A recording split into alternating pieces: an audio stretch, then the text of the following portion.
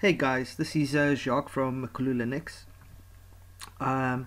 Today I just want to show off a little bit the new RC version that that we're currently busy working on, or I'm working on, and I just want to go over the system as a whole. Little overview of the system.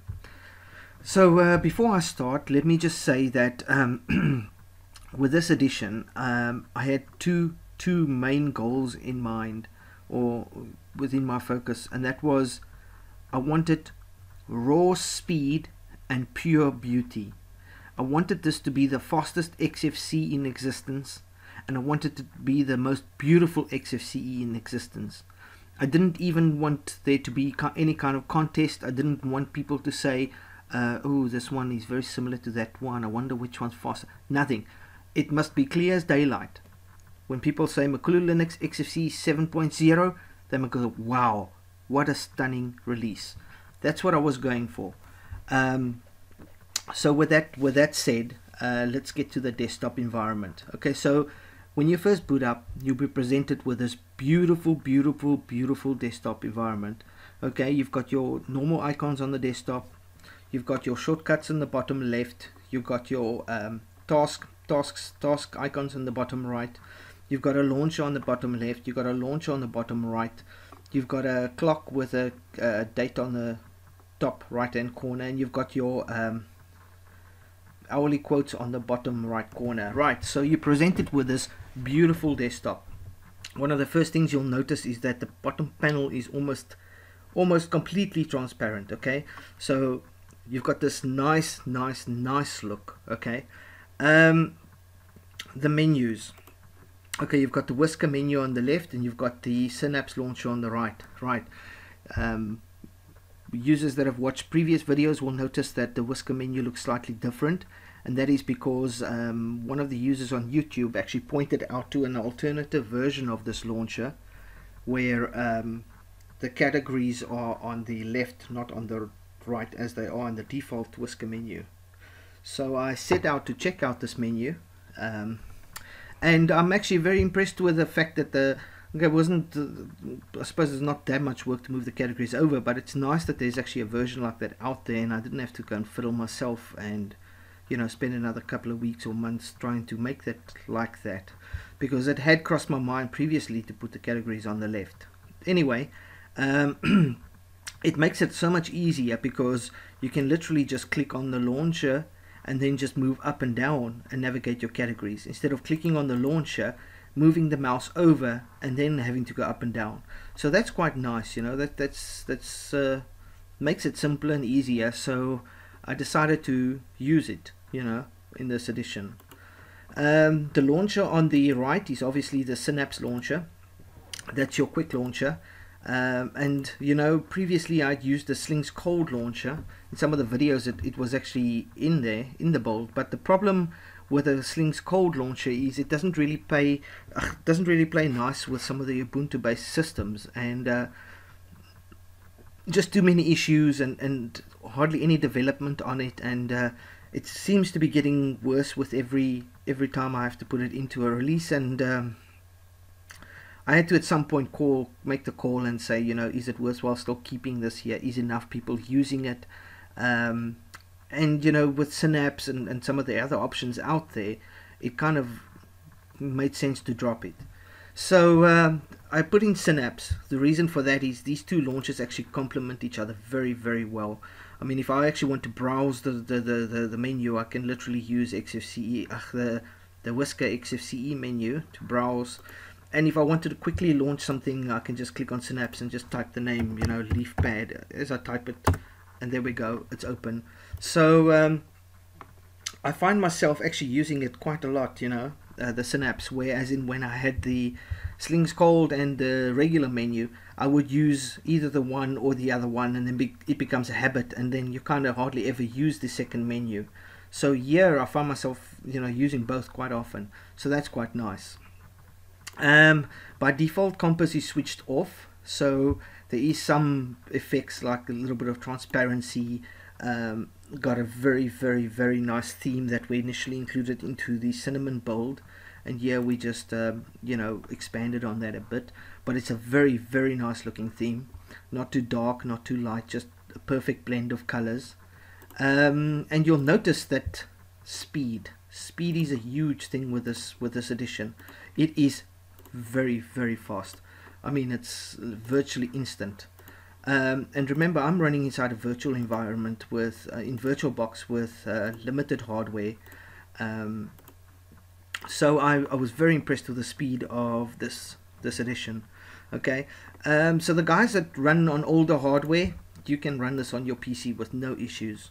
The guys on the more modern hardware that will obviously be wanting all the, you know, the flashy stuff and so forth, the moment you turn on Compass, that's when the magic obviously really happens, because now you've got a whole variety of stuff that activates when that happens.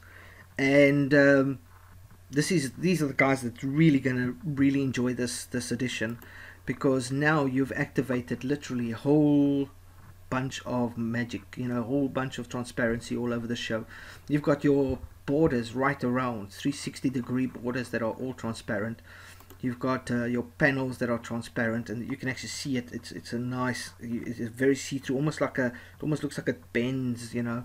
And of course you got all the animations. You've got the wobbly windows, you've got the drop-down shadows, you know, you've got the bouncy effects when you minimize and maximize.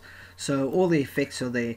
And of course, with Emerald installed, you've got these beautiful borders and buttons. Okay, so it's a really stunning look. I mean, this is probably as pretty as it gets. On top of that, you've got your menus. Okay, the menus suddenly, now when Compass is turned on, you'll actually notice you can kind of see through the menu just slightly, you know, just enough to sort of appreciate that sort of transparent look. You know, it also makes the highlight, the little highlight indicator here sort of a more slightly darker color. You know, a lot of the pop-up menus as well. If you open up like something, you'll actually notice there is some transparency in those as well. If you open up a couple of windows here, let's just open up a couple of windows, you'll notice that the window previews as well, they are fully functional, and the speed is amazing on those. I mean, I can just flip through them with no issues at all. Even your terminal, everything, just about, there's transparency on virtually everything. It just kind of just blends the desktop and just makes it, you know, feel, oh my god, you know, kind of, I don't know how else to describe it, but it kind of makes it feel like the active window is lying on this layer of transparency, you know. The cube is also enabled by default. Okay, so you got a cube there that you can use, obviously, and then you've also got the reflections that are enabled on the cube when you expand it, you know, unfold it. So you must remember, I'm showing you all of this because I want you to see the level of speed that I'm actually running this at inside a virtual box, with all of this stuff running in the background in memory. So you've got all of these features enabled, drop down shadows, bouncy effects, and you know, you've got all the animations, everything's active, everything's running inside a virtual box, and I'm still getting full speed here. So it's very impressive. I think this is probably going to be the fastest Xfce to date that's going to exist out there, and probably the most beautiful Xfce to date that's going to be out there. So I am very happy with how this build has turned out. Okay, so with that being said, I'm going to start moving a little bit into the menu now. I want to show a couple of things. Okay, so by default your favorites come up. I've marked a couple of regular used programs. You know, you've got your software center, Synaptic Package Manager, your updater, of course, your text editor, Compass on off, because people will be playing with that, I'm sure, your terminal, your web browser, and your file manager. So these are the things you'll probably access most of the time. Okay, something else, I've included the full version of the WPS Office. Okay, so I just want to show that for a second. This is the old Kingsoft Office that was renamed to WPS Office. It's a brilliant office suite. I know a lot of people don't know it, you know, very well. But I just want to show one or two of the features. It looks a lot like Microsoft Office, and it's fully compatible with Microsoft Office. But this is what I want to show you. Sorry, my net is a little slow, so this first startup will take a while, because it's actually pulling a lot of stuff from online now. It's showing a whole bunch of online templates. This is South African net. I really can't make this any faster, you know. There we go. Okay, they loaded. You've got a whole bunch of online templates. I mean, there's quite a ton here of online templates that you can use, and you can even choose the categories to show different templates. You know, there's a babysitter resume, a loan agreement, simple facts, generic, whatever. Okay, so let's open the loan agreement. You see, I can just click on a template and it actually shows me a preview. Just wait for the net to catch up. It actually shows me a preview of that template, and then I can download and use it. Okay, the net's, I think my brother said earlier he was downloading, so of course that's interfering with this video now, but that's fine. But you get the idea. So it's a brilliant office suite, really stunning. And you know, if you open up, let's go to the spreadsheet, you'll have exactly the same thing. Let's spreadsheet open, see how fast it is. Let the online templates load. Now if you have a faster internet connection like most people do overseas, you know, like I mean out of South Africa, this will load within seconds. It's just here in South Africa that, you know, the net speed is very slow here. Once again, with your spreadsheets, you've got a whole bunch of templates at your disposal that you can simply just select and edit and then use or whatever. So let's click on like budget template and see if that one's gonna maybe load. I don't think so. Anyway, so but you get the idea. Brilliant. There we go. That's what's supposed to happen. Shows you a little preview of the template, and you can then just click on download and start using the template. Edit it to your heart's desire, go crazy. It's got all the features that you would normally have in Microsoft Office. I'm sure there might be a couple of different features that either this one or Microsoft doesn't have. It can save, okay, let's go blank template, new blank document. I just want to show you, see how pretty that is. You can save as WPS spreadsheets, Microsoft Excel format, other formats. You can export to directly to PDF, so you can go other formats. And let's check here, there's quite a list of formats supported here. So it's a nice, very nice office suite. I cannot fault it, and it's free. You know, to me personally, it's miles above OpenOffice and some of the other variants out there. But that's just my preferences, maybe because for years I actually worked on Microsoft Office, so I kind of feel more comfortable in WPS Office, I guess. But it is feature rich, okay. Of course, your Foxit PDF reader is in there, so reading PDF files is no issue. You've got your Totem video player, Rhythm Box for music, you've got XF Burner for writing CDs and DVDs, you got your Thunderbird Mail, you got your Pigeon Instant Messenger, you got your Firefox web browser. On the graphics, you got the Nomax image viewer, you got Pinta for easily creating, editing images, and you got Image Magic as well. On top of Nomax, you got a simple scan there as well. That's also been tested, works brilliantly. Under games, you got Play on Linux, you got Steam, obviously, you got Sudoku, Mahjong, and just a couple of small little games to sort of just kill time when you need to kill time. And even that, you know, you see the instant speed there. There's no lag, no issues. And this is all in VirtualBox, eh? And the accessories, you obviously got Archive Manager, LeafPad. LeafPad's a default text editor. You've got a screen reader. You've got a screenshot application, Variety, Wallpaper Changer, which is actually controlling the calendar, the clock, and the background, as well as the quotes.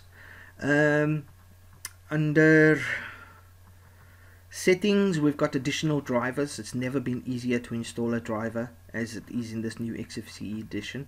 You can simply click on additional drivers and it will search for available drivers. If there are any available, it will literally give you the selection and you can just activate a driver. As you can see, I'm using the Virtual Solution Guest Edition driver for VirtualBox. Okay, if there were any others, I can just click, select it, apply, and that's it. Done deal. So very, very easy to install drivers on this edition. AppGrid is the software center. As you can see, even that opens up almost instantly. Obviously my net is a little slower than my than my artwork is, because the images are obviously just catching up. But very, very nice software manager. It's not as flashy as things like the Ubuntu store, that kind of thing, but it's faster, which is what I prefer. I prefer fast speed over beauty any day. Easy to install. Just simply select an item, click on install, and it installs. You can read the reviews as well on the item. And you can click on the screenshots. They'll pop up on the screen instantly. You see how quick that is, eh? It's very, very quick. This Xfce flies. I mean, this is on virtual hardware. It flies. Okay, so so that's pretty much in a nutshell. Wine is installed. Sorry, I forgot to mention Wine. Wine is pre-installed on here. Latest version of Wine, so that will please a lot of users. Then I've got a couple of extra things here. I've got the disk checker here, disk and usage analyzer, so that just shows you how much disk space you're using. But I've actually got a better app than that I'll get to in a second. GDebi, obviously, for managing your deb files. I've got the PPA manager in here that you can use to add or search for PPAs. Okay, so you can add a PPA, manage PPAs, install packages, So that's just an alternative to well, I'd say a lighter weight alternative to package manager. The other thing I want to show off is the settings manager. Now I've done quite a bit of work on the settings manager. By default, let's turn compass off quickly for a second. See how quickly it is to switch between compass on and off mode. It's like a split second kind of thing.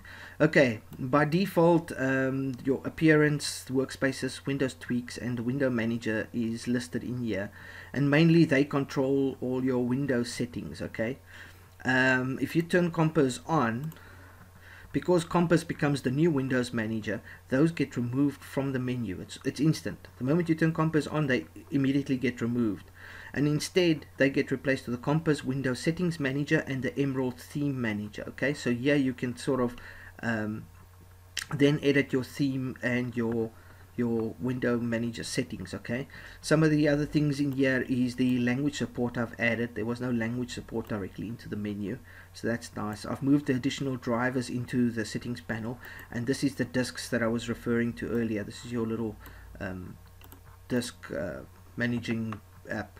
You know, that's quite nice. I've also moved in here the pulse audio volume control, so you can literally control take control of your audio devices from the settings panel as well. That's usually not included. Configure Wine is in here, the dconf editor is in here, your grub is in here, your firewalls in here, your Samba for sharing is in here, your system monitor is in there as well. That's quite a nice little system monitor, graphical system monitor. So you know, the default settings panel for Xfce is usually quite bare. And usually when you want to open some of these, you know, that are not listed here, you kind of have to go down to the menu and go to system or settings and find them there and launch them. And I just wanted to make this one nice little hub where, you know, everything's sort of centered. And you can just go here for pretty much any kind of settings. So yeah, I've done quite a bit of work getting all of these to show up in the correct places and that kind of thing. So the settings panel's had a little bit of an overall. I wouldn't say massive overall, but it's had a bit of an overall. Yeah, it's the web browser, Firefox web browser. Now the reason I chose Firefox and not Chrome, you know, because literally Opera is actually my most favorite web browser in the world is Opera. But I don't know, it's become less my favorite since they kind of went with the Chrome route. But still, I'd still choose it over Firefox and Chrome any day. Problem is they're not really making any Opera Linux versions at the moment. They've got a development version out, but no public build. So I'm waiting for that. But until that comes out, I had to make the choice between Firefox and Chrome. And you know, to me they're pretty much both on par, both are virtually equal. Both of them have pretty much the same plugins as well. or add-ons, whatever you want to call it. The defining factor for me was that Chrome installed 180 megs on this ISO, where Firefox only, I think, installed 80 odd megs. So Chrome was about 100 megs bigger to install, and I really wanted to keep this ISO size as small as possible, and that was the deciding factor that made me choose Firefox. So it wasn't a personal preference or anything like that. I had to make a choice between Chrome and Firefox, and size in the end made the decision for me. You're welcome to remove Firefox and install Chrome. It is in the repo. It's very easy to do, but I put Firefox on by default. I've also added a couple of nice speed dials here, the speed dial plugin, and then put a couple of dials here. You can always just add more dials by clicking the plus button. You'll notice that I added some nice effects to the dials as well, so they kind of fade out, but when you select the dial it highlights. Okay, I've added Facebook notifications, so if you actually sign into Facebook, it will actually show you notifications on there. Same with Gmail and the same with Twitter. I've also added a downloader for YouTube, so if you're actually inside a YouTube page and you've got a YouTube video open, you'll notice a download button below that. If you click on that, it will give you download options. So yeah, I've also added an ad blocker. I've also added an ad blocker into the Firefox, so you can literally don't have to worry about ads popping up everywhere.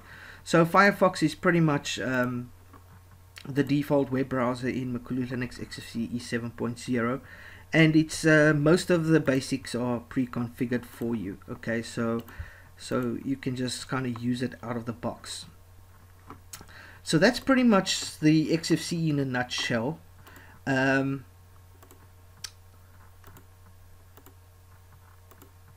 Yeah, that's pretty much the Xfce in a nutshell. Okay, you've got a lot of the basics. I didn't want to go overboard with installing video editors and all kinds of stuff like I may have done in the past.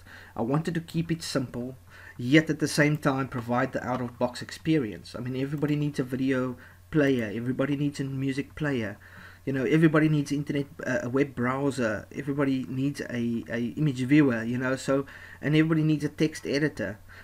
So these are the basics. Everybody needs an Office suite. I mean, everybody gets an Office document that you need to open. The same with PDFs. So the basics I've pretty much covered. You can pretty much use it out of the box. Even with Wine, you can run any exe or any MSI file. I've set all the MIME types. So out of the box usage is already a given in this edition. The installer is, although I don't have the install icon here now because this is not a live CD, the installer is brilliant. We did some initial tests from the ISO to VirtualBox. I installed it in about 5 minutes. One of the testers tried it on VMware and recorded a time of 3 minutes. I then went and installed it on an actual laptop. One of these little 12-inch little laptops, not very powerful, and that was about just over 4 minutes, but that was from USB to the laptop, because that laptop actually has a little SSD drive in it, but of course the USB stick is USB 2, so it's a little slow. So that was about 4 minutes to install, but either way you're probably looking at one of the fastest installs ever to exist. I mean, it installs 7.3 gigs, all of the software included, and where previously it used to take 40 to 60 minutes to install a Makulu Linux edition, you're now installing it between about 3 to 5 minutes. Okay, that's it, 3 to 5 minutes. I actually timed it from when I started the install to when I actually rebooted into my newly installed system, and that was a complete installation, 7 minutes flat. That was from the word go right into booting into the new actual system. That was 7 minutes. So that's brilliant. You don't have to spend half the day installing Makulu Linux. It flies by so quick. Might not even be able to finish making a cup of coffee in that time. Anyway, so that's Makulu Linux Xfce 7.0, running as fast as it possibly could. I don't think it's even more possible to make it faster than it currently is running. It's pretty, it's fast, it's beautiful, it is stunning. It's just everything you could possibly want from an Xfce edition. this is so pretty that it kind of feels right there on par with any kind of modern desktop out there. They wouldn't be able to hold a candle of any kind of advantage, you know. So I'm very happy with the build. Oh, sorry, something else I forgot to mention. I saw it now. I've also added a lot of custom actions. So you've got a whole bunch of custom actions here, predefined already for you. You can now just right click a file or folder, and you've got a whole bunch of actions here already pre-made for you. So that's nice. That will save a lot of the guys that you know, like that kind of thing or could use those features. I've actually gone and found a whole bunch of them and added them into the system. But yeah, this is Jacques from Makulu Linux. Just wanted to update the users on the current version and where we stand, and just cover everything a little bit as a whole to show it off. This is gonna be an amazing release. I think I'm gonna probably end the year on a huge high. I mean, this is really, really, really stunning. If you think you get better out there, you don't. This is it. That was Michael Jackson's last movie. Okay, let's not use those words. He died. This is one of those rare moments when something comes along and kind of makes you weak in the knees. That is the feeling I get when I run this. So this is going to be one huge step forward for us, and this is going to set the standard for all future editions. And not just for Makulu Linux, but everybody else out there who's obviously going to want to be making Linux versions or Xfce versions. This will be the standard that they'll be measured against. So yeah, this is Jacques from Makulu Linux signing out. I just wanted to update everybody on the current situation. I'm sure I'll probably do quite a bit more polishing over the next week or so. I'll probably be making a release announcement in the next few days. This is pretty much complete. If there's any problems, it's gonna be extremely minimal. But yeah, you guys will have to probably, if I do make another video, cool. If I don't, see you in the release notes.